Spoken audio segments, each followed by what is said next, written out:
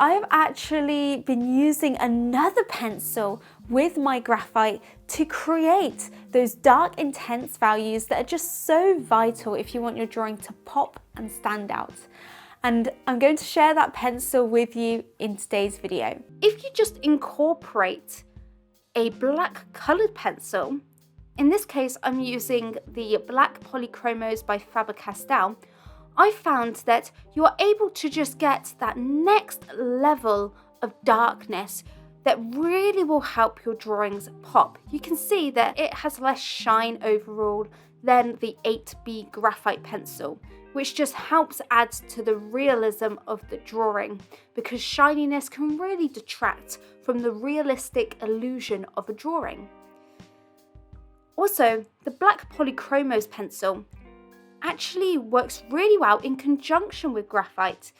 You can shade them together really seamlessly, and it works in very much a similar way to graphite.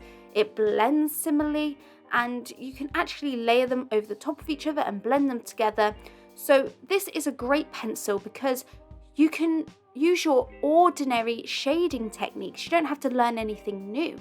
Just replace your 8B graphite pencil with a black colored pencil, and not only will you get darker results and less shine, but you will also still be able to use techniques you're used to and work in very much the same way as you normally would with your graphite pencils. You can see here that I've shaded the graphite and Polychromos pencils together, and I'm able to go in with my cloth and blend those two different pencils together, and you get a nice blended airbrushed result.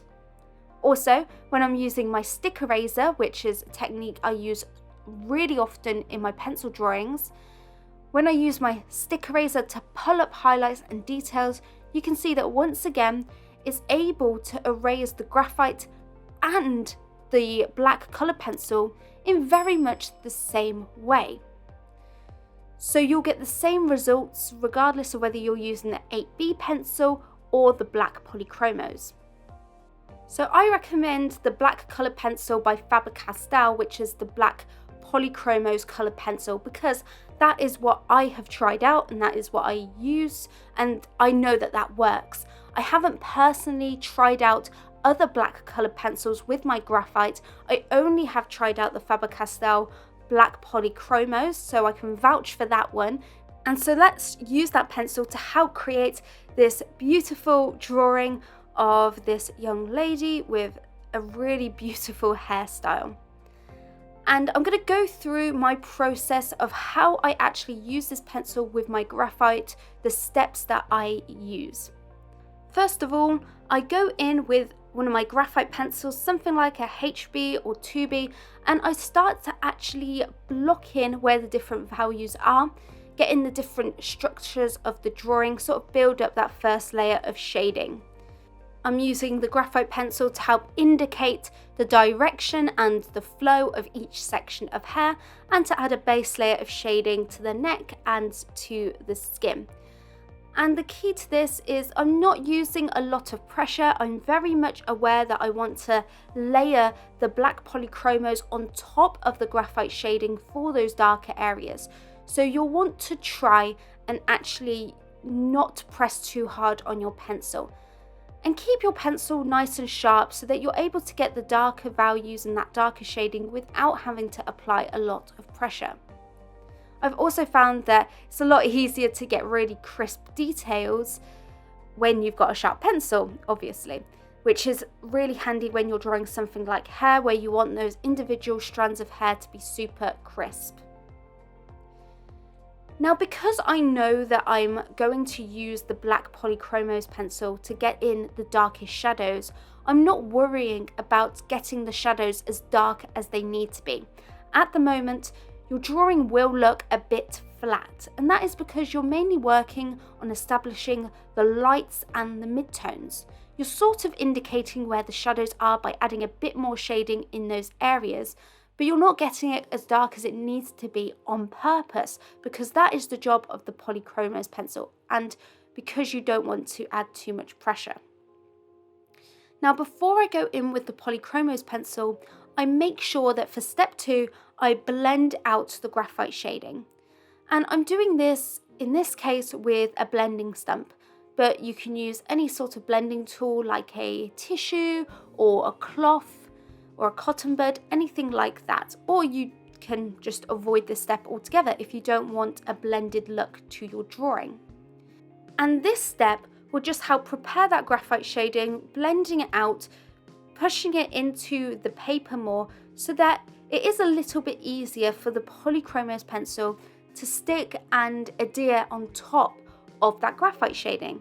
I've just found that when the graphite is blended out, the Polychromos can layer on top a little more seamlessly than when it's unblended. But no matter what you do, whether you blend it or not, you'll still be able to work the Polychromos pencil on top of the graphite shading.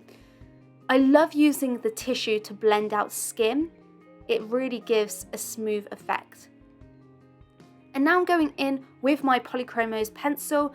I've really sharpened it so we can get in those fine details like the eyelashes and all of these dark strands of hair. And this is what's just going to bring your drawing to life, make it look 3D and stop it from looking flat, because at the moment everything looks really nice and smooth and we can see those details, but it just doesn't pop. It looks very flat and bland. So going in and getting in these shadows will just take it to that next level because it will have more contrast, meaning that it will stand out a bit more. And you can see that the Polychromos is layering really well on top of the graphite pencil. And you won't really be able to tell that it's been done with two different mediums. When you look at the drawing, it will just look like a normal pencil drawing. It won't look like you've used graphite and a coloured pencil. And I often use this technique. The black colour pencil, I believe, is a must-have for your graphite drawings. And I really recommend trying it out for yourself because you can see just what a difference it has made to this drawing, and you can go back in with your blending stump and it will nicely blend that colour pencil into your graphite. And like I said, you can even use the stick eraser to pull up the Polychromos and add highlights back into your drawing. One of the other things I really like about the Polychromos pencil is that it doesn't give your drawings quite as much shine as really soft graphite pencils do. You will have a bit of a sheen to your drawing, but it is more of a sheen rather than really distracting, reflective shine. So I don't mind the appearance of my drawings when I use the colour pencil. I don't mind that it has a bit of a sheen, just like any colour pencil drawing does. It's not as distracting as when you use graphite pencils, which produce a lot of shine. You can see I've created so many more details and highlights using the stick eraser, and it has erased the Polychromos pencil as well as the graphite really easily to create a really beautiful drawing. And here you can see the final result. I really do recommend giving this pencil a try if you can get your hands on it, and let me know in the comment section if you already use this or if you want to give it a try. Let me know what your experiences have been with this technique, with this pencil. And here you can see the transformation with this drawing before and after using the Polychromo coloured pencil. If you are looking for more ways to improve your drawings, then check out this video next where I go through 6 really quick ways that you can improve your drawings fast. And I'll see you in the next video. Bye everybody.